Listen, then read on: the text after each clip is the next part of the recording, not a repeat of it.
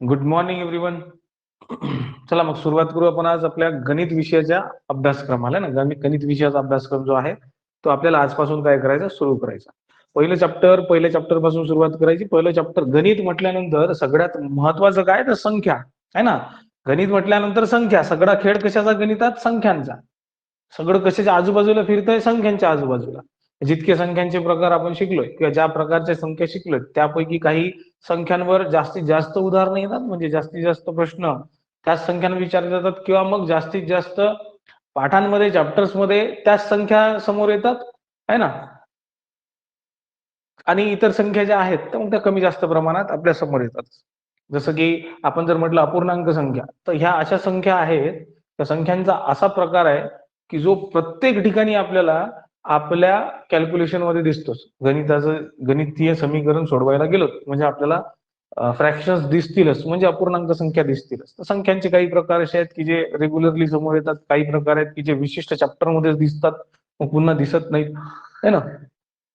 मग आता मुद्दा काय, तर मुद्दा हा की दोन गोष्टी फार महत्वाच्या, संख्या आणि त्या संख्यांवर होणाऱ्या क्रिया. गणितात चारच क्रिया होतात, आपल्याला माहित आहे. गणितात किती क्रिया होतात, गणितात होणाऱ्या प्रक्रिया किती, चार प्रक्रिया गणितात होतात.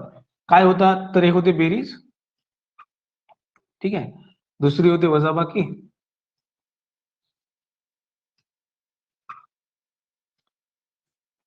तिसरा होतो गुणाकार आणि चौथा होतो भागाकार. आता ज्या संख्यांवर, ज्या संख्या किंवा संख्यांच्या प्रकारावर ह्या चारही प्रक्रिया होतात, गणितीय क्रिया होतात, गणितीय प्रक्रिया होतात, तर त्या वेगवेगळ्या नियमानुसार होतात. म्हणजे जर आपण म्हटलं, मी जर म्हटलं की पूर्णांक संख्यांची बेरीज किंवा मग पूर्णांक संख्यांची वजाबाकी, तर तुम्ही म्हणाल हा सगळ्यात सोपा विषय की पूर्णांक संख्यांची बेरीज, पूर्णांक संख्यांची वजाबाकी. पूर्णांक संख्या म्हणजे काय, तर ज्या संख्या पूर्णांक आहेत, 13 म्हटली तुम्हाला मी, है ना. त्यानंतर म्हटलं 25, यांची बेरीज करा. तुम्ही फटदिशी करा 38 बेरीज येते, बरोबर आहे. पूर्णांक संख्यांची बेरीज किंवा पूर्णांक संख्यांची वजाबाकी हा विषय सोपा आहे. पण त्याच वेळेस जर मी म्हटलं दोन पूर्णांक संख्यांचा गुणाकार करा, दोन अंकी संख्यांचा गुणाकार करा, तर इथं आपल्याला लागतो काय, इथं आपल्याला लागतो वेळ, ठीक नाही. गुणाकार किंवा भागाकार करत असताना पूर्णांक संख्या जरी असतील तरी आपल्याला लागतो वेळ. मग मुद्दा काय होतो, ह्या चार प्रक्रिया जर महत्वाच्या असतील तर मग मुद्दा हा आहे सर सरळ स्पष्ट आहे. आणि या चार प्रक्रिया महत्वाच्या असताना आतापर्यंत आपण शिकत नाही आलो का, शिकत आलो. मग आयोगाने सिलेबसमध्ये काय ठेवलं, याला गुणाकार, भागाकार, बेरीज, वजाबाकी, हे तुमच्या सिलेबसमध्ये तुम्ही जर अंकगणिताचा सिलेबस पाहिला, अंकगणित बुद्धिमत्ता यांचा सिलेबस पाहिला, तर तुम्हाला प्रकर्षाने दिसेल की बेरीज, वजाबाकी, गुणाकार, भागाकार हे आयोगाने पहिले लिहिलंय. मग आयोगाचं म्हणणं काय की बा आम्हाला बेरीज, वजाबाकी, गुणाकार, भागाकार येत नाही का, ग्रॅज्युएशन झालेलं आहे आमचं, हे की नाही, ग्रॅज्युएट आहोत आम्ही, बेरीज, वजाबाकी, गुणाकार, भागाकार तर येतो. मुद्दा हा नाही आहे की तुम्हाला बेरीज, वजाबाकी, गुणाकार, भागाकार येतो. मुद्दा हा आहे की तुम्हाला वेळेच्या आत सोडवता येतो का. ही जी वेळ दिलेली आहे त्या वेळेच्या आत, आणि प्रत्येक ठिकाणी प्रत्येक गोष्ट देण्यामागं काही ना काही कारण आहे, ठीक आहे. असं नाही की तुम्हाला बेरीज, वजाबाकी, गुणाकार, भागाकार येत नाही म्हणून तो दिलेला आहे, आता शिकून घ्या, आतापर्यंत शिकले नसेल तर आता शिका, असं काहीच नाही. वेळेत सोडवता येतो का आपल्याकडे, म्हणजे आपल्याकडे स्पीड आहे का, स्पीड सोबत आपल्याजवळ अॅक्युरेसी आहे का, म्हणजे आपण कमीत कमी वेळेत प्रश्न सोडवू शकतो का, आणि तेही अॅक्युरेटली सोडवू शकतो का, म्हणजे अचूक सोडवू शकतो का, अचूकपणे सोडवू शकतो का, ह्या दोन गोष्टी आपल्याकडे आहेत, ठीक आहे. आता दुसरा महत्वाचा मुद्दा काय होतो की बेरीज, वजाबाकी आपल्याला पूर्णांक संख्यांची विचारली असेल तर आपल्याला येते, पण बेरीज, वजाबाकी आपल्याला अपूर्णांक संख्यांची विचारली असेल तर मग जास्तीत जास्त विद्यार्थ्यांचा तिथं प्रॉब्लेम होतो. अपूर्णांक संख्यांच्या बाबतीत तिथे प्रॉब्लेम होतो की बेरीज करण्याचे नियम बदलतात, वजाबाकी करण्याचे नियम बदलतात, अपूर्णांक संख्यांचे बेरीज, वजाबाकीचे नियम बदलतात, है ना. मग त्या गोष्टी आपल्याला शिकायच्या. पण त्या शिकत असताना आपण ज्या पद्धतीने, पारंपरिक पद्धतीने सोडवत आलो, दुसरं महत्वाचं की पारंपरिक पद्धतीने सोडवत आलो, त्या पारंपरिक पद्धतीने सोडवायचं नाहीये का. पारंपरिक पद्धतीने सोडवत असताना आपल्याला लागतो वेळ, बरोबर आहे. आणि इथं स्पर्धा परीक्षा म्हटल्यानंतर, एमपीएससी, युपीएससी म्हटल्यानंतर आपल्याकडे नाही वेळ, आपल्याला हे सगळं कमीत कमी वेळेत आणि अचूकपणे सोडवायचं आहे. म्हणजे आपल्याला स्पीड आणि अॅक्युरेसी ही आपल्याला फार महत्वाची आहे, ती मेंटेन करायची आहे, त्या स्पीड आणि अॅक्युरेसीने जायचं आहे. मग इथं बेरीज वजाबाकी गुणाकार भागाकार शिकत असताना नेमकं आपण काय करणार आहोत, संख्यांचे प्रकार शिकल्यानंतर ज्यावेळेस आपण बेरीज वजाबाकी गुणाकार भागाकार या विषयाकडे वळू, म्हणजे या चॅप्टरकडे वळू, ह्या सगळ्या गोष्टी शिकायला जाऊ, तर संख्यांचे प्रकार शिकत असताना आपल्याला एक गोष्ट लक्षात घ्यायची, जसं की अपूर्णांक संख्यांच्या बाबतीत बेरीज आणि वजाबाकी नियम बदलतात, शॉर्टकट ट्रिक्स येतात, त्या शिकायच्यात आपल्याला. म्हणजे वेगवेगळे नियम बेरीज वजाबाकी करण्याचे अपूर्णांक संख्यांचे, आणि त्यांची बेरीज वजाबाकी करत असताना शॉर्टकट काय, अप्रोच काय, वेगळा अप्रोच काय, ते शिकायचं. अप्रोच फार महत्वाचा इथं, है की नाही? म्हणजे तुमचा दृष्टिकोन जो आहे त्याच्याकडे बघण्याचा, तुम्ही कशा पद्धतीनं गणित सोडवता, कशा पद्धतीनं दिलेलं एक्झाम्पल सोडवता, दिलेलं जे उदाहरण असेल तुम्हाला ते कशा पद्धतीने सोडवता, त्या उदाहरणात दिलेल्या संख्यांना तुम्ही बघता कशा पद्धतीने, संख्या बघण्याचा दृष्टिकोन आपला फार महत्वाचा. म्हणजे काय म्हणण्याचा अर्थ काय सर तुमचा, सरळ सरळ आहे.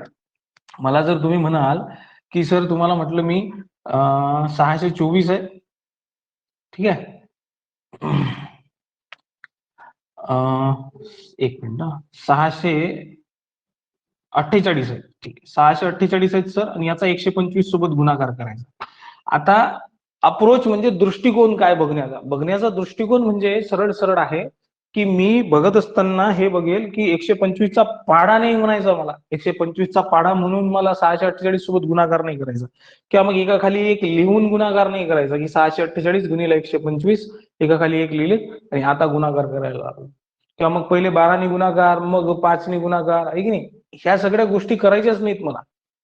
माझा अप्रोच असला पाहिजे, म्हणजे मला ती पद्धत माहित पाहिजे की त्या पद्धतीचा वापर करून मी 125 आणि 648 यांचा गुणाकार करू शकतो, आणि ते सोप्या पद्धतीने. हे जर मला करता आलं तर मग मला शक्य होईल स्पर्धा परीक्षेत टिकणे, आणि हा विषय जो आहे अंकगणित, या विषयात मार्क जे आहेत ते चांगले घेणे, किंवा हा विषय जो आहे पैकीच्या पैकी मार्क्स घेणे. कारण माझा अप्रोच बदललाय, इतरांपेक्षा माझा अप्रोच वेगळा आहे, म्हणून मी कमीत कमी वेळेतही उदाहरणं सोडवतो, आणि माझी अॅक्युरेसी चांगली आहे, है ना? मला जास्तीत जास्त मार्क या विषयात पडतात, आणि हा महत्वपूर्ण विषय आहे. असं नाही की तुमचा कुठलाही विषय जो आहे तो कमी महत्वाचा आहे, असं नाही. महत्वपूर्ण विषयांपैकीच एक विषय, बरोबर आहे? तर मग आपल्याला अप्रोच बदलावा लागेल गणिताकडे पाहण्याचा. जसं की 648 गुणिले 125 म्हटलंय, तुम्ही 125चा पाढा म्हणत बसाल, मी सरळ सरळ 8ने भागाकार करेल, ठीक, 8 8 64, 8 1 8, आणि 2 शून्य लावून देईल, 8100. माझं उत्तर आलं तुमचा गुणाकार करेपर्यंत, माझं उत्तर तुमचा गुणाकार करेपर्यंत आलेलं आहे, संपलेलं आहे. एक मिनिट, एक शून्य आणखी लागेल, हा सॉरी, एक शून्य आणखी लागेल, 3 शून्य लागेल, माझं उत्तर आलेलं आहे 81,000, संपला विषय. म्हणजे माझ्यासाठी हे गणित इथंच संपलं का, माझा अप्रोच दृष्टिकोन जो होता त्या संख्यांकडे बघण्याचा, तो संख्यांकडे बघण्याचा दृष्टिकोन वेगळा आहे. मी 125 कडे अशा पद्धतीनेच बघतो की 125 सोबत ज्याही संख्येचा गुणाकार कराल त्या संख्येला 8ने भागा, 1000ने गुणाकार करा, संपला विषय. 8ने भागाकार केला मी, 81 आलेत, आणि 1000ने गुणाकार केलात म्हणजे 3 शून्य ठेवायचे, झाले 81,000 आलेत, संपलं उदाहरण, संपलं. म्हणजे हा अप्रोच जो आहे हा आपल्याला इथं डेव्हलप करायचा. हा अप्रोच काय करायचा, इथं बेरीज वजाबाकी गुणाकार भागाकार करत असताना डेव्हलप करायचा. पूर्णांक संख्यांचा गुणाकार भागाकार करतानाही आपल्याला फार महत्वाचं आहे की तिथं ट्रिक्स शिकायच्या, अप्रोच डेव्हलप करायचा, आणि अपूर्णांक संख्यांच्या बाबतीतही शिकायचं, कारण ह्या संख्या फार येतात. या संख्या जवळजवळ प्रत्येक चॅप्टरमध्ये प्रत्येक उदाहरणात जवळपास येतात. अपूर्णांक संख्या ज्या आहेत त्या 100% येतात. यांच्यावर जास्तीत जास्त कॅल्क्युलेशन करावे लागतात, तर मग आपल्याला यांची कॅल्क्युलेशन माहित पाहिजे, शेकडेवारीचे वेगळ्या पद्धतीने कॅल्क्युलेशन माहित पाहिजे. म्हणजे यांच्या गुणाकार भागाकार बेरीज वजाबाकी करण्याच्या पद्धती आपल्याला एक वेळ अवगत झाल्या, आणि प्रत्येक उदाहरण जे आहे, प्रत्येक उदाहरण, तर प्रत्येक उदाहरणाला वेगळ्या पद्धतीने कसं सोडवायचं हे शिकायचं आहे आपल्याला. इथं बेरीज वजाबाकी गुणाकार भागाकार ते चॅप्टर त्यासाठी दिलेलं आहे. पण ते सुरू करण्याच्या अगोदर आपली तोंड ओळख पाहिजे, कशासोबत पाहिजे, तर संख्या, कारण हा सगळा खेळ जो आहे हा संख्यांच्या आजूबाजूला चालणार आहेत की, मग आपल्याला माहित पाहिजे नेमक्या कशा संख्या आहेत, कुठल्या संख्या आहेत, त्यांचे नियम काय आहे की नाही. तर या सगळ्या गोष्टी माहित असतील तर आपल्याला बुद्धिमत्तेतही फायदा होतो, संख्यांचे प्रकार माहित असतील तर बुद्धिमत्तेतही 1-2 चॅप्टर मध्ये आपल्याला त्याचा फायदा होतो, आणि इथं गणितात तर आपल्याला त्याचा वापर करायचाच आहे. मग ते म्हटल्यानंतर आपण सगळ्यात पहिले सुरुवात कुठून करणार आहे, तर आपलं जे प्रकरण आहे पहिलं, म्हणजे आपला जो पाठ आहे, ठीक नाही, चॅप्टर नंबर 1 आपण जे म्हणू, मी प्रकरण म्हणतो याला, ठीक आहे. पहिलं तर हे आहे संख्या, ठीक आहे. हे पहिलं प्रकरण काय, संख्या. आता लक्षात घ्या, याच्यावर भरपूर शाब्दिक उदाहरणं सुद्धा येतात. संख्या व संख्यांचे प्रकार याच्यावर शाब्दिक उदाहरणं सुद्धा भरपूर येतात. शाब्दिक उदाहरणं येतात म्हणजे काय, जसं की संख्यांच्या प्रकारात त्रिकोणी संख्या घेतल्यात तर मग त्रिकोणी संख्यांवर शाब्दिक उदाहरणं येतील. सम आणि विषम संख्या म्हटल्यात तर समसंख्यांची बेरीज, विषम संख्यांची बेरीज यांच्याशी संबंधित काही नियम आहेत. दोन समसंख्यांची बेरीज, दोन विषम संख्यांची बेरीज, ठीक आहे. त्यानंतर दोन लागोपाठ येणाऱ्या समसंख्यांची बेरीज, दोन लागोपाठ येणाऱ्या विषम संख्यांची बेरीज, पहिल्या 10 समसंख्यांची बेरीज, पहिल्या 10 विषम संख्यांची बेरीज, ठीक आहे. यांच्याशी संबंधित काही सूत्र आहेत, काही नियम आहेत. मग असे जे सूत्र आहेत, नियम आहेत, किंवा मग असे जे शाब्दिक उदाहरणं आपल्याला विचारले जातात वेळोवेळी, तर त्या सगळ्यांचा अभ्यास करत जावं लागणार. प्रत्येक गोष्टीचा अभ्यास करत त्या संख्यांच्या प्रकारावरील शाब्दिक उदाहरणं, त्या संख्यांच्या प्रकारावर येणारी वेगवेगळी उदाहरणं जी विचारली जातात आयोगाच्या वेगवेगळ्या परीक्षांमध्ये, राज्यसेवा असो, PSI STI असो, म्हणजे कंबाईन ग्रुप डी असो, कंबाईन ग्रुप सी असो, है ना. त्यानंतर UPSC असो, तर UPSC ची CSE, civil services examination, common services examination जी आहे, ठीक आहे, सिव्हिल सर्व्हिसेस एक्झामिनेशन जी आहे, कॉमन एक्झामिनेशन जी आहे त्यांची IAS IPS साठी, तर त्या परीक्षांमध्ये असो किंवा इतर कुठल्याही परीक्षांमध्ये असो, तुम्हाला जे शाब्दिक उदाहरणं विचारले जातात त्यांचा अभ्यास करत जावं लागणार आहे. म्हणजे एकूणात एकूण संख्या हा प्रकार, संख्या हे प्रकरण फक्त संख्यांचा प्रकार जो आहे तो शिकून संपत नाही, तर त्या संख्यांच्या प्रकारांवर विचारली जाणारी वेगवेगळ्या प्रकारची उदाहरणं जी आहेत ती सोडवत न्यावी लागणार आहेत, तेव्हा तो संपेल. बरोबर आहे. आणि सोडवत नेत असताना आता दोन गोष्टी, एक, मी इथं जी उदाहरणं घेईल ती प्रत्येक उदाहरण वेगवेगळ्या पद्धतीचं घेईल, बरोबर आहे. आणि त्याचा सराव सुद्धा तुमच्याकडून करून घेईल. म्हणजे मी एका प्रकारात एक उदाहरण सांगितलं की पुढची 4-5 उदाहरणं तुम्हाला सोडवायची आहेत माझ्यासोबत. म्हणजे इथंच आपल्याला प्रॅक्टिस सुद्धा करायची, सराव सुद्धा करायचा, सुरू असताना सराव करायचा. त्या व्यतिरिक्त मी तुम्हाला सरावासाठी काही नोट्स आणि टेस्ट देईल, तर त्या तुम्हाला सोडवायच्या. ह्या सगळ्या गोष्टी करत नेल्यात तर तुम्हाला प्रत्येक विषयाबाबतीत म्हणतो मी, तिथं तुम्हाला कमांड येत राहील. ठीक आहे, चालायचं मग आता पुढे. तर बघा, आता सगळ्यात अगोदर काय, तर ह्या संख्यांमध्ये सगळ्यात पहिले आपल्याला पाहायचं संख्यांचे प्रकार. सगळ्यात पहिले काय पाहायचं, तर इथं पाहायचं आपल्याला संख्यांचे प्रकार, आणि इथून सुरू करायचं. एक वेळ संख्यांचे प्रकार पाहणं झालेत की मग एका प्रकाराला घेऊन आपण त्याच्यावर उदाहरणं सोडवायची. संख्यांचे प्रकार, आता संख्यांचे प्रकार जे आहेत, टाइप्स ऑफ नंबर्स, आहे की नाही. तर या टाइप्स ऑफ नंबर्स मध्ये सगळ्यात पहिला प्रकार कुठून येतो, तर तिथून येतो जिथून आपण मोजायला सुरुवात केली. बघा, सगळ्यात पहिला ग्रुप जो तयार होतो, म्हणजे सगळ्यात पहिला संच जो आहे संख्यांच्या प्रकारातील, तो आहे तो जिथून आपण मोजमाप सुरू केलं. मोजमाप कुठून सुरू केलं, कधी सुरू केलं, जाऊ द्या, तो इतिहासाचा विषय आहे, इतिहास आपला विषय नाही. पण मुद्दा आहे की जेव्हाही मानवानी आहे की नाही, म्हणजे आपण नाही तर आपले पूर्वज, आहे की नाही, आपल्या पूर्वजांनी ज्यावेळेस मोजायला सुरुवात केली त्यावेळेस त्यांनी काय मोजलं असेल, कशी सुरुवात केली असेल. त्यांच्याकडे काही वस्तू नव्हत्या, वस्तू ह्या बनवलेल्याच नव्हत्या, बरोबर आहे. मग त्यांनी मोजलं असेल तर काय मोजलं असेल, नेमकं एक ढोबळमानाने काय मोजलं असेल, मोजलं असेल तर त्यांनी निसर्गात असलेल्या वस्तू मोजल्या असतील.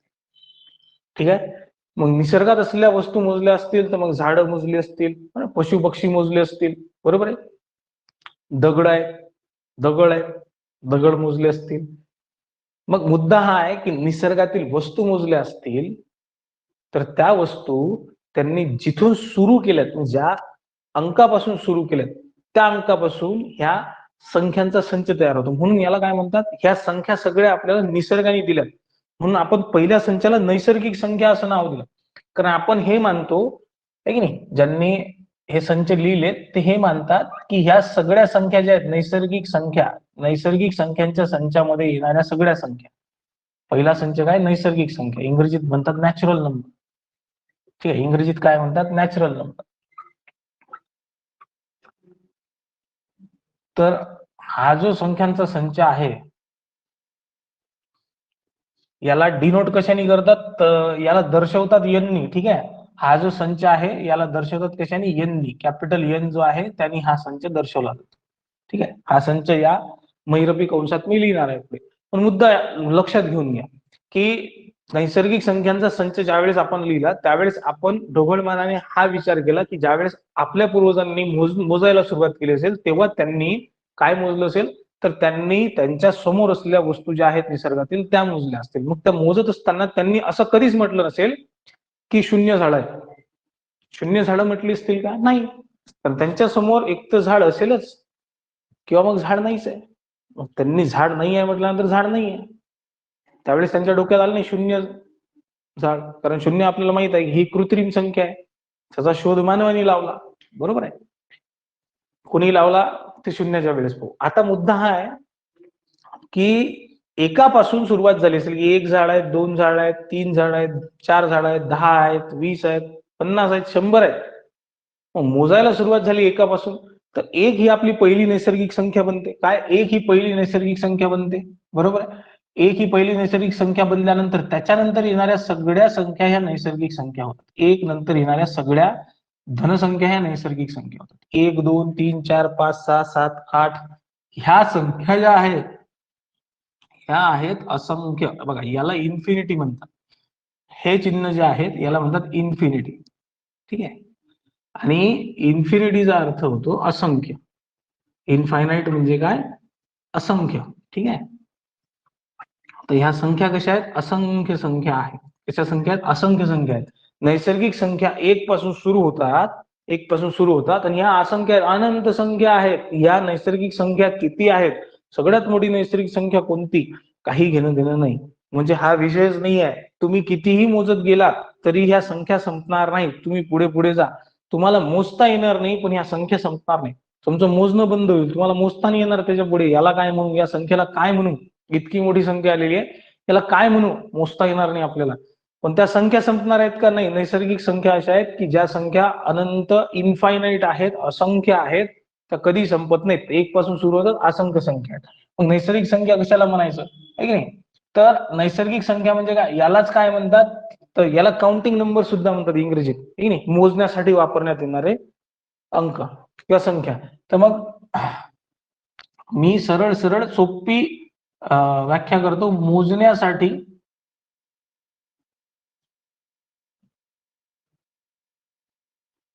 वापरण्यात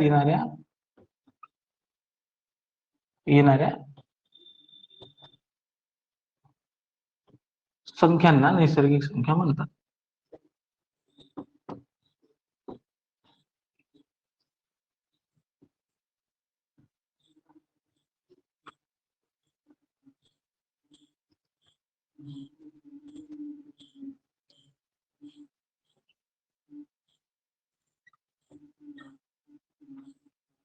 ठीक आहे. मोजण्यासाठी ज्या संख्या वापरण्यात येतात त्यांना काय म्हणतात? नैसर्गिक संख्या म्हणतात. मग ह्या नैसर्गिक संख्या पहिले वापरल्यात आपण, पण नैसर्गिक संख्या लिहित असताना आपल्याला अडचण यायला लागली. कारण 1 ते 9 पर्यंतचे अंक पहिले आपल्याजवळ इन्व्हेंट झाले. 1 ते 9 पर्यंतचे अंक कसे लिहायचे ते माहीत झालं. पण 9च्या पुढे कसं जायचं? म्हणजे कुठंतरी एक पायरी रिपीट करावी लागेल ना. तर त्या 9च्या पुढे संख्या कशा लिहायचं? लिखाण सोपं झालं पाहिजे. बघा इथं हा उद्देश होता की लिखाण सोपं झालं पाहिजे. नाही तर तुम्ही इतक्या संख्या लिहिताय, प्रत्येक संख्या ही वेगळी जर असेल, जसं की 9 वेगळ्या संख्या आहेत, 9 नाही 10 वेगळ्या संख्या आहेत आपल्याकडे. शून्यापासून सुरुवात केली 9 पर्यंत 10 वेगळ्या संख्या आहेत. मग ह्याच संख्यांना आपण जोडून पुढच्या संख्या ज्या आहेत त्या लिहित जातो. आहे की नाही? एकाच्या पुढे शून्य ठेवला, त्याच्या माग शून्य ठेवला म्हणजे 10 होतो. बरोबर आहे. म्हणजे 1 आणि 0 ह्या ज्या शून्यापासून 9 पर्यंतच्या संख्या आहेत आपल्याकडे त्यांनाच काय करून जोडून आपण एक नवीन संख्या तयार केली. एकाला पुन्हा एक वेळ जोडून 11 तयार केले, एकासोबत 2 जोडून 12 तयार केले, 13, 23, 33, 34, 44, 56, 57 म्हणजे ह्या ज्या संख्या तयार केल्यात आपण ह्या त्याच संख्या आहेत शून्यापासून 9 पर्यंतच्या 10 संख्या. बरोबर आहे. मग आता मुद्दा हा आहे की लिखाण सोपं झालं पाहिजे म्हणून कुठून तरी रिपिटेशन पाहिजे होतं. म्हणून यांनी 1 ते 9 पर्यंतच्या संख्या लिहिल्यात. आता याच्या पुढे कसं जायचं? तर हे सांगितलं कोणी? भारताने. इसके आगे कैसे जाने का? नंबर 2 शून्याचा शोध लागला. ठीक आहे. शून्य म्हणतात त्याला इंग्रजीत म्हणतात झिरो. ठीक आहे. इंग्रजीत काय म्हणतात? झिरो. लक्षात ठेवा, मी इथं काय म्हटलं, हा नैसर्गिक संख्यांचा संच आहे. इंग्रजीत नॅचरल नंबर म्हणतात, म्हणून याला कॅपिटल एन ने डिनोट करतात. संच लिहित असताना महिरपी कंसातच लिहिला गेला पाहिजे. नैसर्गिक संख्या 1 पासून सुरू होतात, अनंत आहे, असंख्य आहे. त्यानंतर पुढचा संच शोधण्याच्या अगोदर शून्याचा शोध लागणं गरजेचं होतं. शून्याचा शोध भारताने लावला. कुणी लावला? भारताने. मग भारतात होतं कोण ज्यांनी शून्याचा शोध लावला? तर शून्याचा शोध कुणी लावला? आर्यभट्ट. ठीक आहे, शून्याचा शोध कुणी लावला? आर्यभट्ट.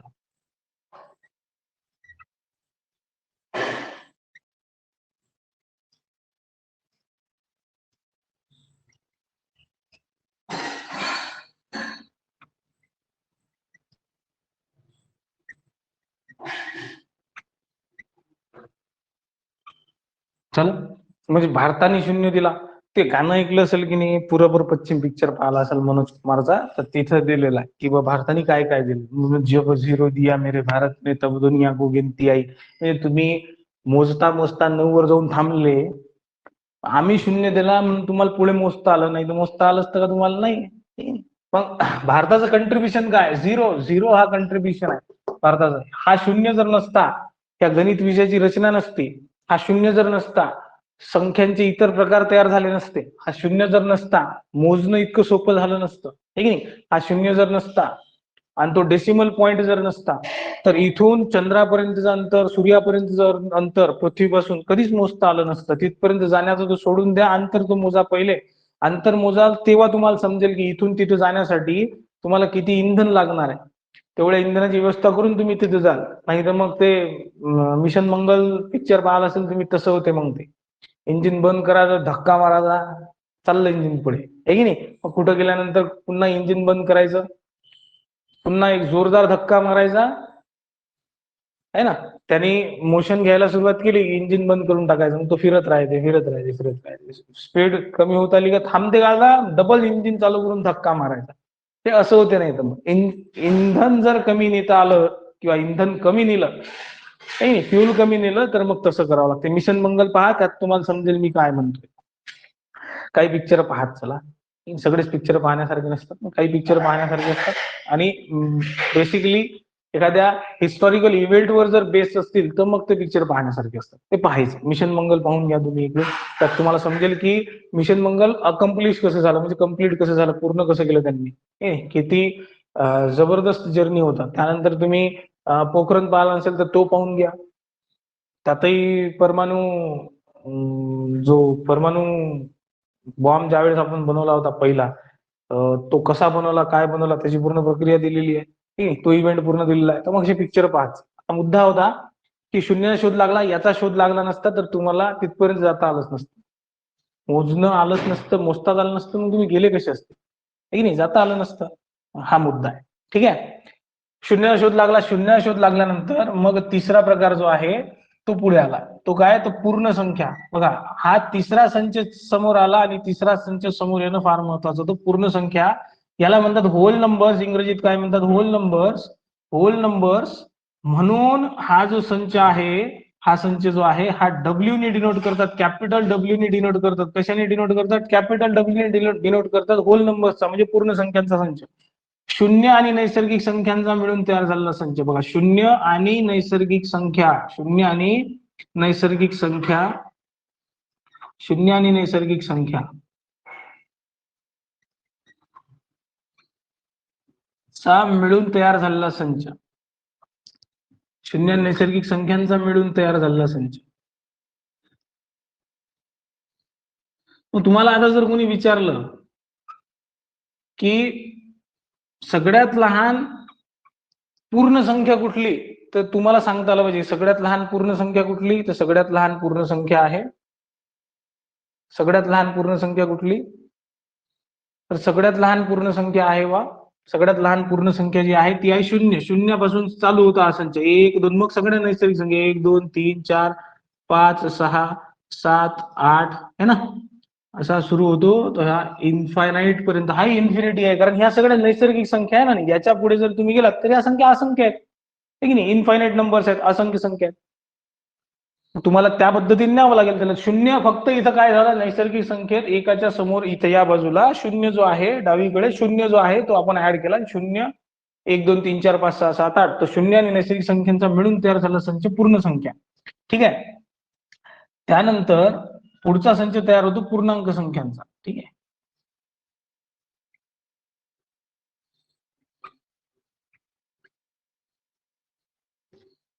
याला इंटिजर्स म्हणतात इंग्रजीत. यांना काय म्हणतात? यांना म्हणतात इंटिजर्स. यांना काय म्हणतात? इंटिजर्स म्हणतात. आणि म्हणून पूर्णांक संख्यांचा जो संच आहे तो कॅपिटल आय ने डिनोट करतात. कशाने डिनोट करतात? Capital I.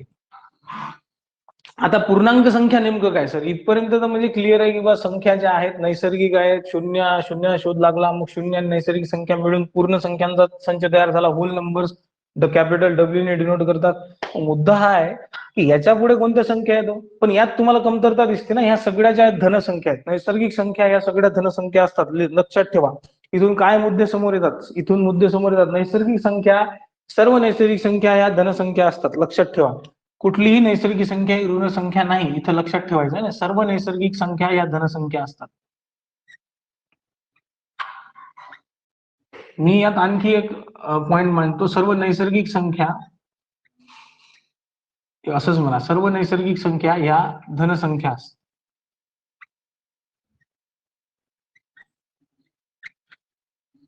ठीक आहे. ही एक गोष्ट लक्षात ठेवायची नेहमी. कुठलीही नैसर्गिक संख्या ही ऋण नाही. कुठलीही नैसर्गिक संख्या ऋण नाही. निसर्ग हे शिकवतच नाही तुम्हाला की -1 झाड आहे, -2 झाड आहे, -3 झाड आहे, -4 झाड आहे. शिकवते का? नाही. तर मग नैसर्गिक संख्या ऋण असण्याचा चान्सच नाही. कोणीही म्हटलं, कितीही कॉम्प्लिकेटेड प्रश्न असला त्यात आपलं उत्तर हेच असणार आहे, नैसर्गिक संख्या कधी ऋण नसते. नैसर्गिक संख्येवर प्रभार असतो, पण तो काय असतो? धन असतो. त्या नैसर्गिक संख्या सगळ्या काय असतात? धन असतात. तर निसर्गात असणाऱ्या वस्तू ह्या धनच असतील. म्हणजे 1 2 3 4 5 6 7 8 9 10 वस्तू असतील. जी वस्तू समोरच नाही, मग तिच्याबद्दल आपण बोलणारच नाही. जी वस्तू समोर नाहीच आहे त्या वस्तूबद्दल बोलण्याचा संबंधच काय येतो? काही आवश्यकताच नाही त्या वस्तूबद्दल बोलण्याची. बरोबर आहे? काही आवश्यकता आहे का त्या वस्तूबद्दल बोलण्याची? संबंधच येत नाही. नाही. जी वस्तू समोर आहे फक्त तिच्याबद्दलच बोलणार आहे. किती आहेत? 1 आहेत, 2 आहेत, 3 आहेत, 4 आहेत, 5 आहेत. तर निसर्ग आपल्याला हे शिकवतो, धनसंख्या. दुसरा महत्वाचा मुद्दा हा की शून्यावर कुठलाच प्रभार नसतो. ठीक आहे. शून्य हा धनही नाही आणि ऋणही नाही. ठीक आहे. हा ना धन आहे ना ऋण आहे. एक लक्षात ठेवायचं. हा काय? हा धनही नाही ऋणही नाही, याचा विषयच नाही. म्हणून मी असं नाही म्हटलं की सर्व पूर्ण संख्या ह्या सर्व पूर्ण संख्या सुद्धा काय असतात? धन असतात. कारण सर्व पूर्ण संख्या जर धन म्हटल्यात तर शून्य येईल. शून्य हा धन ऋण काहीच नाही. शून्य हा न्यूट्रल आहे. त्याचा तो ना धन बाजूला आहे ना ऋण बाजूला आहे. मग आता मुद्दा काय झाला की जर आपण एक संख्या रेषा बनवली, संख्या रेषा जी आहे ती आखलीत आणि या संख्या रेषेवर जर आपण पाहिलं तर मधात आपल्याला शून्य सापडतो आणि इथं आपल्याला आतापर्यंत ह्याच संख्या सापडल्यात 1 2 3 4 5 बरोबर आहे. मग संख्या रेषेची ही बाजू, आता ज्या वेळेस आपल्याला आलेख बनवण्याचं काम पडलं, आपल्याला आता आलेख बनवण्याचं काम कुठं पडलं माहित आहे? ज्यावेळेस आपण डेटा कलेक्शन सुरू केलं. डेटा कलेक्शन हा प्रकार ज्यावेळेस आला आपल्याजवळ की आपण भरपूर माहिती साठवली आहे ना, आणि ती माहिती सांख्यिकी स्वरूपात साठवली, म्हणजे गणितीय स्वरूपात साठवली. आपल्याकडे नंबर्स आहेत, आकडे आहेत. मग आपण त्यांचा वापर कसा करायचा हे आपल्याला ज्यावेळेस आवश्यकता पडली. म्हणजे आपल्याकडे आपण जसं की एखाद्या व्यक्तीने 100 रुपये उत्पन्न कमावलं असेल दिवसभरात आणि त्याचा खर्च 120 होत असेल, तर मग त्या व्यक्तीने हे 20 रुपये वरचे जे आहेत ते कसे लिहायचे? 100 रुपये उत्पन्न आहे, आमदनी अठ्ठेनी खर्च रुपये, 100 रुपये उत्पन्न आहेत, 120 रुपयाची आवश्यकता आहे त्याला, 120 रुपये खर्च करायचे, 120 रुपये खर्च व्हायचे त्याचे. मग त्याने ह्या वरच्या 20 रुपयाचा हिशोब कसा लिहायचा? आहे की नाही? कारण आपल्याकडे तर पुढच्याच संख्या आहेत, मागे येण्यासाठी संख्याच नाही. 100 रुपये वजा केल्यानंतर 20 रुपये आणखी त्याला खर्च करायचे, 20 रुपयाची आणखी त्याला गरज आहे आणि 20 रुपये त्याला आणखी खर्च करायचे, पण दिवसभरात त्यांनी कमावले 100च. मग ते 20 रुपये कोणाकडून तरी घेऊन तो खर्च करेल. मग हे 20 रुपये लिहायचे कसे? जे त्यांनी दुसऱ्या कोणाकडून तरी उधार घेतले असतील सध्या, हे कसे लिहायचे? आजच्या खर्चात त्याची मांडणी कशी करायची? आजचा खर्च जो लिहिला आपण त्यात त्याची मांडणी कशी करायची? कारण खर्च म्हणजे काय? नावे जमा बाजू लिहित असताना हे 20 रुपये कुठे लिहायचे हा प्रॉब्लेम येईल ना. मग त्याच्यासाठी नावे जमा अकाउंट जरी म्हटलं तरी, कारण ही संख्या मायनस मध्ये जातीये. कशी जातीये? वजा होतीये. ही संख्या कशी होतीये? वजा होती. मग वजा जर होतीये, मग तिथं आपल्याला लक्ष ठेवावं लागेल की आपण याला लिहिणार कसं, ठीक नाही. म्हणून ह्या सगळ्या गोष्टीची आवश्यकता भासलेली आहे. म्हणून आपल्याला ऋण संख्यांचा शोध लागला. इथं काय ऋण संख्यांचा शोध लावला. हे गणितज्ञ होते, यांचं कामच हे होते. रिकामे लोक भलते शिल्लकचं काम आपल्या डोक्यावर ठेवून गेले. काही काम होतं का? अबे गरज तुले. आणि लक्षात ठेवा, संख्या रेषेला दोन्हीकडे बाण असले पाहिजे, म्हणजे अनंत आहे ही अशीच पुढे वाढत जाणार आहे असं दाखवतात. ठीक आहे. मग ह्या संख्या रेषेवर 0 हा न्यूट्रल आहे, याचा कुठलाच भार नाही आहे. 1 2 3 4 5 ह्या उजव्या बाजूला ज्या संख्या आहेत ह्या सगळ्या धनसंख्या आहेत. याला काय म्हणतात? धनपूर्णांक. या संख्यांना काय म्हणतात? यांना म्हणतात धनपूर्णांक संख्या. आणि शून्यापासून इकडे डाव्या बाजूला ज्या संख्या आहेत यांना म्हणतात ऋण पूर्णांक संख्या. ठीक आहे. तर या धन आणि ऋण संख्यांचा शोध लागला. ज्या धन ऋण संख्या म्हणतो आपण, तर ह्या धन पूर्णांक आणि ऋण पूर्णांक संख्या होतात. ह्या काय होतात? धन पूर्णांक संख्या, ऋण पूर्णांक संख्या. ठीक आहे. पण ह्या पूर्णांक संख्या म्हणजे काय? तर संख्या रेषेवरील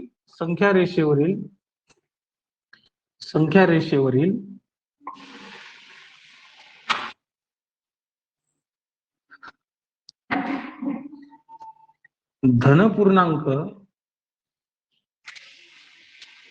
आणि ऋणपूर्णांक संख्या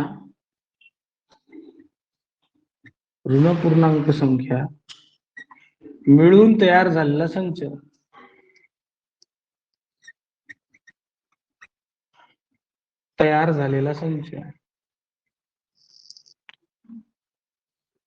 ठीक आहे.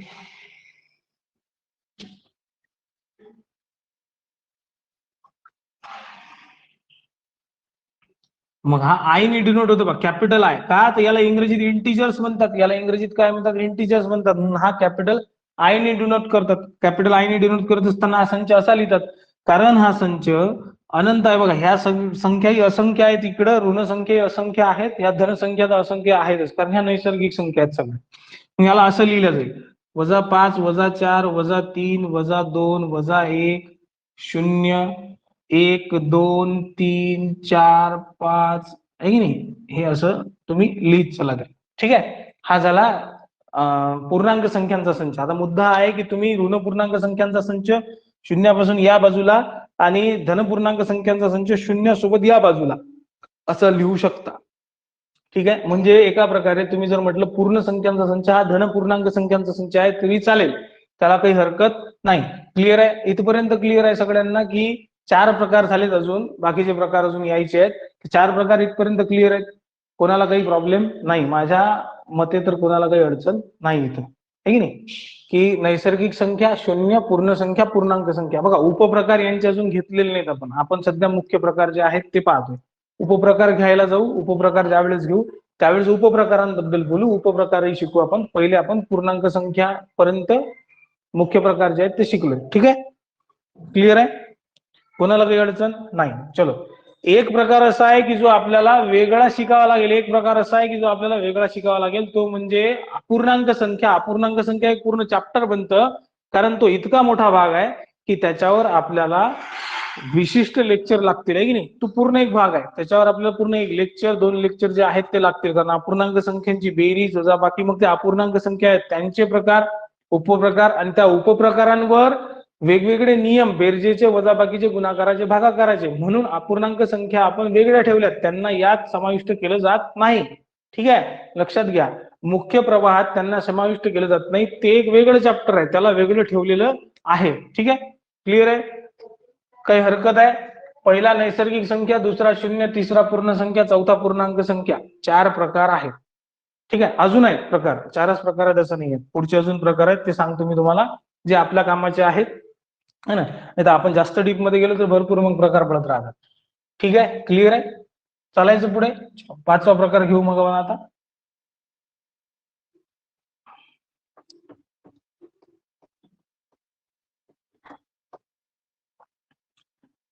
लेक्चर रेकॉर्ड होतच आहे, तुम्ही त्याची चिंता करू नका.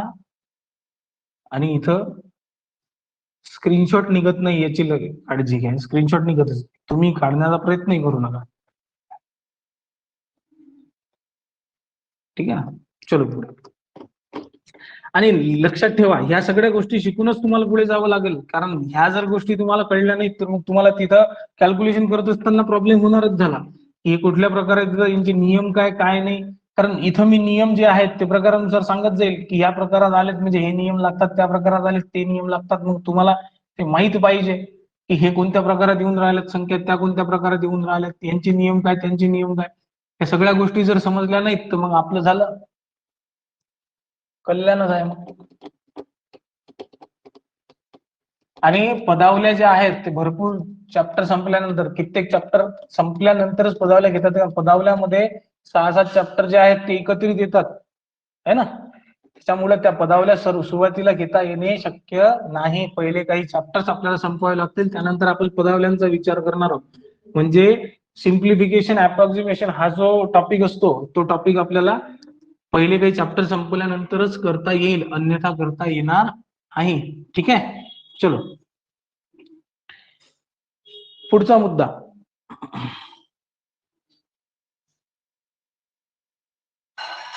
पुढचा मुद्दा 5वा प्रकार आहे परिमेय संख्या. ठीक आहे. 5वा प्रकार काय? परिमेय संख्या.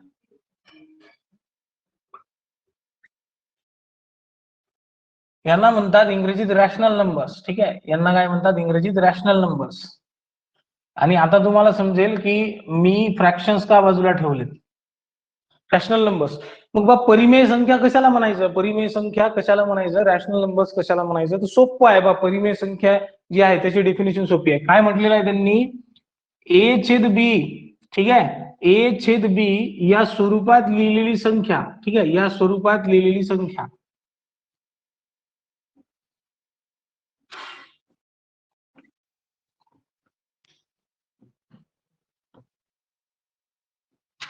या स्वरूपात लिहिलेली संख्या, कुठलीही संख्या जी ए छेद बी या स्वरूपात लिहिलेली असेल ती संख्या म्हणजे परिमेय संख्या. पण पण पण बी हा शून्य नसावा. ठीक आहे. पण काय? बी हा शून्य नसावा. ठीक आहे. हा नियम आहे किंवा बी जो आहे तो शून्य नसावा, म्हणजे छेद जो आहे तो शून्य नसावा. बस फक्त छेद हा शून्य नसावा. मग तुम्ही परिमेय संख्या कशाला म्हणाल? ए छेद बी या स्वरूपात लिहिलेली संख्या म्हणजे परिमेय संख्या. पण फक्त नियम काय? की बी हा शून्य नसावा. बी हा शून्य नसावा. बी हा शून्य असावा का? नाही. आणि बी हा शून्य नसताना दुसरी गोष्ट की ह्या दोन्ही संख्या ज्या आहेत ह्या पूर्णांक संख्या असाव्यात. ए आणि बी काय असावेत? पूर्णांक संख्या असाव्यात. ह्या सगळ्या काय असाव्यात? पूर्णांक संख्या. म्हणजे बी हा शून्य नसावा. आपण आणखी एक गोष्ट सांगू शकतो, आणि ए बी हे बी या पूर्णांक संख्या असाव्यात. ह्या काय असाव्यात? पूर्णांक संख्या असाव्यात. हा एक नियम आपण मांडू शकतो की पूर्णांक संख्या असाव्यात.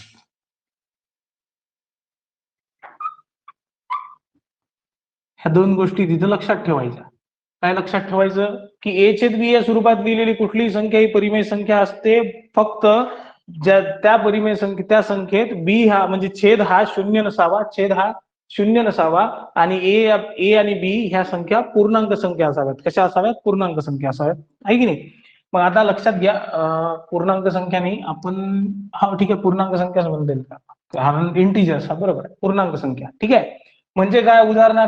उदाहरणार्थ सरळ आहे की तुम्ही कुठलीही संख्या घ्या. तुम्ही जर म्हटलं की 15/7, तर ही संख्या जी आहे ही काय? परिमेय संख्या आहे. 15/7 काय? परिमेय संख्या. ठीक आहे. तुम्हाला 15/7 विचारलं तर तुम्ही काय म्हणाल? परिमेय संख्या आहे. तुम्हाला जर म्हटलं यालाच उलट केलं 7/15 म्हटलं तर परिमेय संख्या आहे. मग छेद मोठा असो छेद लहान असो, की अंश मोठा असो अंश लहान असो, त्याच्याशी संबंध नाही. आहे की नाही? फक्त छेद हा शून्य नसावा. छेद हा काय नसावा? शून्य नसावा. मग तो काही सांग. मग हा अंश मोठा झाला आणि छेद लहान झाला तरी चालेल. म्हणजे जो काय म्हणतात अपूर्णांक, मूळ अपूर्णांक संख्या ज्याला म्हणतो आपण ती. आणि अंश लहान छेद मोठा झाला तरी चालेल. म्हणजे अपूर्णांक संख्येचा हा विषयच नाही, तरी अपूर्णांक संख्याच आहे. बरोबर आहे. मग ह्या संख्या पाहून तुम्हाला असं वाटतं की ह्या अपूर्णांक संख्या आहेत. अपूर्णांक संख्या, अपूर्णांक संख्या अपरिमेय संख्या सुद्धा आहे. सॉरी, परिमेय संख्या सुद्धा आहे. अपूर्णांक संख्या काय? परिमेय संख्याच आहेत.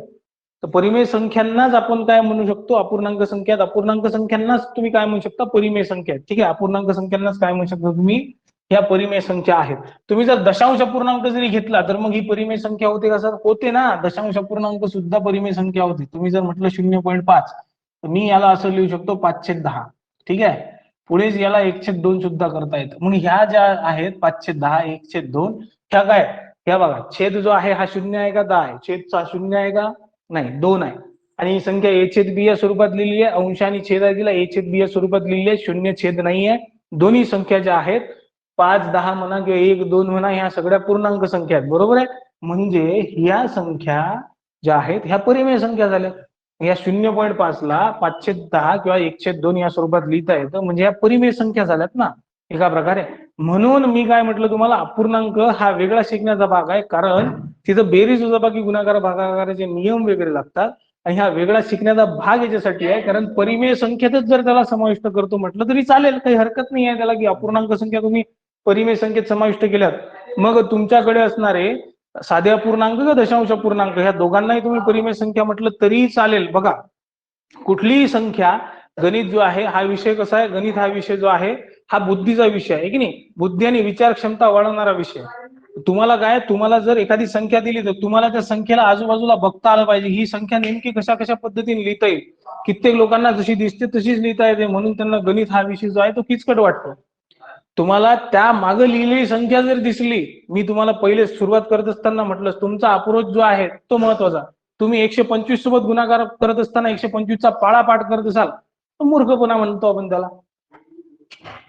म्हणजे म्हणण्याचा अर्थ काय, 125 सोबत गुणाकार करण्यासाठी 125चा पाळा अवगत असणे आवश्यक आहे का? नाही, पद्धत माहित पाहिजे, की ती संख्या दिसली म्हणजे मी कशा पद्धतीने गुणाकार करणार आहे, विशिष्ट संख्या दिसली म्हणजे मी कशा पद्धतीने गुणाकार करणार आहे, हे की नाही.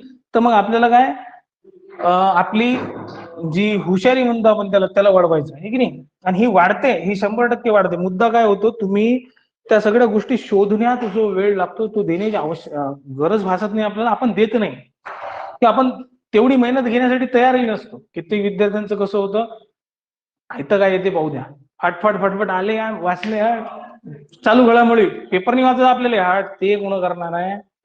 सल्ला मसलत करून विचार करून तो स्वतःच्या मनात आपली हे म्हणजे खास शक्ती जी आहे भारत माणसाकडे दिली आहे देवानी, की तो काय स्वतःची समजूत काढून घेतो की नाही. त्याचं काही चुकत असेल, त्याच्याकडून चुका होत असेल, अन्य नाही करायच्या, चुका मान्य कर, माझ्यात काही कमतरता आहे नाही, मान्य नाही करायची. उलट त्याच्यासाठी काय करायचं, जस्टिफिकेशन द्यायचं. त्यासाठी काय करायचं, जस्टिफिकेशन द्यायचं, हे की नाही. मग हे जस्टिफिकेशन आपण स्वतःला जे समजवत बसतो, आपण स्वतःला समजून स्वतःला मूर्ख बनवतो, त्यात काय होतं, नुकसान आपलंच होतं. नुकसान कोणाचं होऊन राहिलं, नुकसान आपलंच होऊन राहिलं. आपल्याला ते कळून राहिलं का नाही. म्हणून आपण सोपा मार्ग शोधण्याचा प्रयत्न करतो. नेहमी काय करतो आपण, मॅक्झिमम विद्यार्थ्यांचा सोपा मार्ग शोधायचा. ऐकतं भेटते का, पुस्तक पेपर वाचायचा का, चालू घडामोडीसाठी नाही. चालू घडामोडी पेपर कोण वाचणार आहे, तो 4 वर्षापासून तयारी करून राहिला. त्यांनी सांगितलं, अरे पेपर काय वाचा लागते, त्यात काय टाइम घालतो. आयत्या भेटतात ना चालू घडामोडी, आहेत ना ते. मासिक येतात, साप्ताहिक येतात, घेणं. डायरेक्ट चालू घडामोडीची पुस्तकं येतात वर्षभराच्या, घेऊन खतम. महिन्या चालू घडामोडी, मासिक चालू घडामोडी येतात, महिनेवारी. साप्ताहिक येतात, या जनावर जाऊन घे. अरे बाबा, मान्य आहे येतात, त्यात वेळ घालवू नका, ठीक आहे. पण न्यूजपेपर वाचून तुम्ही ज्यावेळेस स्वतः चालू घडामोडी काढता, तिथं तुम्हाला भले 1 तास लागत असेल, पण त्याचं जे विश्लेषण असतं ते तुम्हाला योग्य प्रकारे झालेलं असतं. त्या आयत्या आलेल्या चालू घडामोडी वाचून होत नाही. मग कित्येक मोठ्या मोठ्या परीक्षा ज्या आहेत, तुम्ही राज्यसेवेची तयारी करत असाल, कंबाईन ग्रुप बी जरी करत असाल किंवा युपीएससी जरी करत असाल, तर या ठिकाणी स्वतः न्यूजपेपर वाचूनच तुम्हाला चालू घडामोडी करणं गरजेचं आहे. त्याचं विश्लेषण स्वतः झालेलं असते. आपल्याला माहित आहे की आपण बातमी वाचलेली असते, त्याचं ते लिहिलेलं असतं आहे की नाही, त्याचं पूर्ण विश्लेषण लिहिलेलं असतं, महत्वाचे ठळक मुद्दे लिहिले असतात, ते जास्त प्रमाणात आपल्याला समजतात. त्या मुद्द्यांचं विश्लेषण करता येतं आपल्याला, आयतं वाचून विश्लेषण करता येत नाही. इथं तेच विश्लेषणच महत्वाचं, की तुम्हाला त्या संख्येकडे पाहता आलं पाहिजे, त्या संख्येचं विश्लेषण करता आलं पाहिजे. गणित हा विशेष तसा आहे. आहे की नाही? तुम्हाला माहित असेल तर अमेरिकेत सॅट नावाचा एक प्रकार आहे, ठीक आहे. सॅट नावाची एक परीक्षा आहे. ही परीक्षा काय आहे एक लक्षात ठेवा. ही परीक्षा काय, ही परीक्षा कधी देतात? 10वी पास झाल्यानंतर 11वीत गेलेल्या प्रत्येक विद्यार्थ्याला, तो कोणता विषय घेतला काही विषय नाही, ही सध्या 1600 मार्काची, पहिले 2400 मार्काची होती, त्या 1600 मार्काची परीक्षा होती. इथं फक्त 2च विषय असतात. एक असते लँग्वेज, ठीक आहे, आणि दुसरं असते मॅथमॅटिक्स प्लस रिझनिंग. हे विषय इतके महत्वाचे का, आहे की नाही? भाषेचं ज्ञान आणि गणित बुद्धिमत्तेचं ज्ञान इतकं महत्वाचं का? इथं स्कोर करणारे विद्यार्थी, त्यांच्या अनुषंगाने इथं स्कोर करणारे विद्यार्थी हे कुठल्याही क्षेत्रात जातील तर ते सक्सेसफुल राहतील. कुठल्या विषयात? भाषा आणि गणित बुद्धिमत्ता ह्या विषयात स्कोर करणारे विद्यार्थी कुठल्याही क्षेत्रात जर जातील तर ते काय राहतील, ते विद्यार्थी त्या क्षेत्रात यशस्वीच राहतील. त्या क्षेत्रात स्ट्रगल करतील, स्ट्रगल करून यशस्वी होतील 100%. ते कुठंच थांबणार नाहीत. हे विषय जर त्यांना येत असतील, 1600 मार्काची परीक्षा घेतली जाते कुठल्याही युनिव्हर्सिटीमध्ये, अमेरिकेत कुठल्याही युनिव्हर्सिटीमध्ये 11वीत ऍडमिशन, 11वी घेतल्यानंतर तत्सम ऍडमिशनसाठी सॅटचा स्कोर जो आहे तो विचारला जातो, की सॅटला किती स्कोर आहे, किती पर्सेंटाईल आलेले आहेत तुमचे, हे विचारले जातात. कॉमन एक्झामिनेशन, ठीक आहे. का? कारण त्यांना माहित आहे की हे विषय जसे आहेत, भाषेचं ज्ञान म्हणजे लिंग्विस्टिक नॉलेज जे आहे तुमचं, ते लिंग्विस्टिक मेमरी तुमची आणि त्यानंतर मॅथमॅटिकल मेमरी, या दोन्ही स्ट्रॉंग असतील तर तुम्ही कुठेही सर्व्हाइव्ह करता, चॅलेंज इन यूज खतम. बरोबर आहे? म्हणून ह्या सगळ्या गोष्टी ज्या आहेत, ह्या सगळ्या गोष्टी लक्षात ठेवा, ठीक आहे. चला पुढे, आता विषयाकडे वळू आपण पुन्हा. तर परिमेय संख्या काय? ए छेद बी या स्वरूपात लिहिलेली कुठलीही संख्या ज्या संख्येचा छेद म्हणजे बी हा 0 नाही आणि ए आणि बी या पूर्णांक संख्या आहेत, तर 15/7, 7/15, 0.5 लाही तुम्ही परिमेय संख्या म्हणाल, कारण ती 5/10 किंवा 1/2 या स्वरूपात लिहिता येते, ठीक आहे. त्यानंतर 6वा प्रकार आणि शेवटचा प्रकार आपल्या कामाचा अपरिमेय संख्या. अपरिमेय संख्या, ठीक आहे.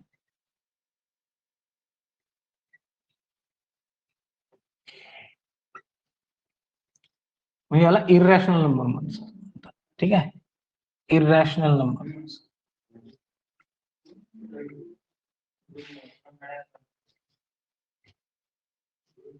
ठीक आहे. मग याची डेफिनेशन काय लिहायची? सोपं आहे. ए छेद बी या स्वरूपात, ए छेद बी या स्वरूपात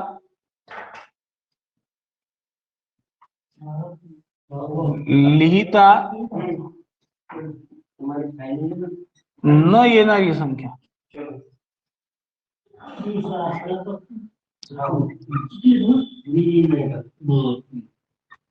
झालं, संपलं. ए छेद बी या स्वरूपात लिहिता न येणारी संख्या म्हणजे अपरिमेय संख्या. इररॅशनल नंबर कशाला म्हणतात? तर ए छेद बी या स्वरूपात लिहिता येत नाही ती संख्या. उदाहरणार्थ या संख्येची उदाहरणं काय? तर सरळ सरळ आहे. ह्या संख्या लिहिता येत नाही म्हणजे काय? या संख्या जर पूर्ण सोडवल्यात तरीही या संख्या ए छेद बी या स्वरूपात लिहिता येत नाही. म्हणजे काय? वर्गमुळात 2. आता वर्गमुळात 2 जरी सोडवले तरीही अशी संख्या तयार होते, ठीक आहे. ती अपूर्णांक संख्या येते, पण अपूर्णांक संख्या अशी येते की त्या अपूर्णांक संख्येला अंत नाही पडत. मग त्या संख्येला तुम्ही छेद लिहू शकत नाही, त्या संख्येचा छेद लिहू शकत नाही. उदाहरणार्थ काय? तुम्ही जर म्हटलं की 1.41, 41, 41, 41 हे असेच चालू आहेत, 41, 41, 41, इथं ही थांबत नाही. संख्या जी आहे तुम्ही जितका भाग देत जाल तितके 41, 41 शेवटी येत राहते. ही संख्या जर आहे ती कुठंच थांबणार नाही, ह्या संख्येला भाग सतत दिला जात राहील. ह्या संख्येचा छेद नाही लिहिता येत तुम्हाला. 10 लिहाल, 100 लिहाल, 1000 लिहाल, 10,000 लिहाल, 1,00,000 लिहाल, 10,00,000 लिहाल, 1 कोटी, 10 कोटी काय लिहिसाल? काहीच लिहिता येत नाही.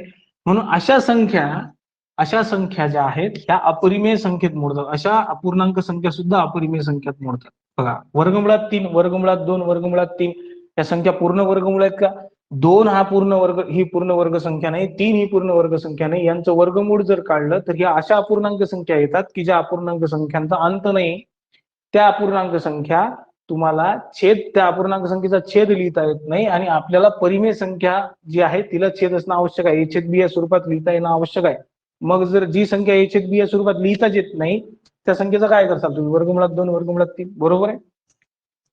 त्यानंतर तुम्ही जर म्हटलं सर वर्गमुळात 4 ही संख्या अपरिमेय आहे का? नाही, वर्गमुळात 4 ही संख्या अपरिमेय नाही, कारण वर्गमुळात 4चं उत्तर 2 आहे, ठीक आहे. आणि 2 ही सुद्धा परिमेय संख्या आहे. कसं? हा एक मुद्दा की जर तुम्हाला म्हटलं मी 2 ही परिमेय संख्या आहे का, तर 2 ही सुद्धा परिमेय संख्या आहे, कारण ज्या संख्येचा प्रत्येक नैसर्गिक संख्येचा छेद हा 1 आहे. ज्या संख्येला छेदच नाही त्या संख्येला छेद 1 आहे. तर आपल्याला छेद हा 0 नसावा, 0 व्यतिरिक्त काहीही चालतं, मग 2/1 असं लिहिता येतं. प्रत्येक नैसर्गिक संख्येचा छेद हा 1 असू शकतो, है की नाही. 1 आहे, जर तिला छेद लिहिलेला नाही आहे तर तो 1 आहे, आणि 1 नी भागाकार करत असल्यामुळं त्यात तोच भागाकार येतो, म्हणून 1 हा छेद लिहिला जात नाही, दर्शवला जात नाही, पण 1 हा छेद असतो. म्हणून प्रत्येक नैसर्गिक संख्या जर परिमेय संख्या आहे असं म्हटलं तरी चालतं, कारण प्रत्येक नैसर्गिक संख्या ही परिमेय संख्या झालीच म्हणून समजा, कारण तिचा छेद 1 आहे. म्हणून वर्गमुळात 4 ही परिमेय संख्या आहे का, तर हो परिमेय संख्या आहे, अपरिमेय संख्या नाही, परिमेय संख्या आहे. कारण वर्गमुळात 4 म्हणजे काय, तर वर्गमुळात 4चं उत्तर येतं 2. 2 म्हणजे 2/1 सुद्धा लिहिता येतात. प्रत्येक नैसर्गिक संख्येचा छेद 1 असतो. ज्या संख्येचा छेद काहीच नाही त्या संख्येचा छेद 1 असतो. तर वर्गमुळात 4 ज्या संख्या पूर्ण वर्ग संख्या आहेत त्या परिमेय संख्या सुद्धा म्हणता येतील. सगळ्या नैसर्गिक संख्यांना सुद्धा तुम्ही परिमेय संख्या म्हणू शकता, कारण त्यांचा छेद 1 आहे. लक्षात ठेवा त्या सगळ्या गोष्टी. ठीक आहे. तर हे 6 प्रकार आपले महत्वाचे संख्यांच्या प्रकारात. पहिला प्रकार नैसर्गिक संख्या, दुसरा शून्य, तिसरा पूर्ण संख्या, चौथा पूर्णांक संख्या, आहे की नाही, पाचवा परिमेय संख्या, सहावा अपरिमेय संख्या. हे महत्वाचे. आता याच्यानंतर यांचे उपप्रकार आहेत. याच्यानंतर काय, संख्यांचे उपप्रकार म्हणजे समसंख्या, विषम संख्या, मूळ संख्या, जोडमूळ संख्या, मग त्यात तयार झालेल्या पुन्हा त्रिकोणी संख्या आहे ना. हे उपप्रकार जे आहेत ते उपप्रकार आपल्याला पुढच्या लेक्चरमध्ये घ्यायचेत, आणि ह्या उपप्रकारानंतर आपल्याला यांच्यावरची उदाहरणं जी आहेत, शाब्दिक उदाहरणं, ती घ्यायची. ते संपल्यानंतर मग आपण अपूर्णांक संख्या सुरू करू. अपूर्णांक संख्या आपल्याला 2 लेक्चर लागतील. अपूर्णांक संख्या आणि अपूर्णांक संख्यांचे वेगवेगळे प्रकार, त्यांच्यावर होणाऱ्या गुणाकार, भागाकार, बेरीज, वजाबाकी या प्रक्रिया आणि त्यांच्यावरील उदाहरणं. ठीक आहे, क्लिअर आहे, स्पष्ट आहे. चला, इथं 6 प्रकार जे होते आपले ते महत्वाचे, आणि ते 6 प्रकार आपण संपवले. ठीक आहे. याच्यानंतर आणखी एक प्रकार पडतो इंग्रजीत रिअल नंबर्स. त्याची काही आवश्यकता नाही आपल्याला, है ना. तर अपरिमेय संख्येपर्यंत आपल्याला आवश्यकता आहे, आणि अपरिमेय संख्येपर्यंतच मूळ संख्यांचे प्रकार जे आहेत ते घेतले जातात. जसं की अपूर्णांक संख्या यात घेतल्या जात नाहीत, म्हणजे मूळ जो तक्ता आहे त्यात अपूर्णांक संख्या घेतल्या जात नाहीत, तशा रिअल नंबर्सही घेण्याची आवश्यकता नाही. क्लिअर आहे. चलो, भेटू आपण आता पुढच्या लेक्चरमध्ये संख्यांच्या उपप्रकारासोबत. हे जे संख्यांचे प्रकार शिकलेत त्यांच्या उपप्रकारासोबत. ठीक आहे. तोपर्यंत तुम्ही काय करा, लेक्चर रिवाइज करून घ्या, हे लिहून घ्या, ठीक आहे. हा चार्ट लिहून घ्या. नोट्स तर तुम्हाला असणारच आहेत, त्यात हे सगळं असणारच आहे, पण आपण लिहिलेलं असलं आपल्याला आठवतं ते. ठीक आहे, आणि रिव्हिजन सुद्धा होते. चलो, भेटू आपण आता पुढच्या लेक्चरमध्ये.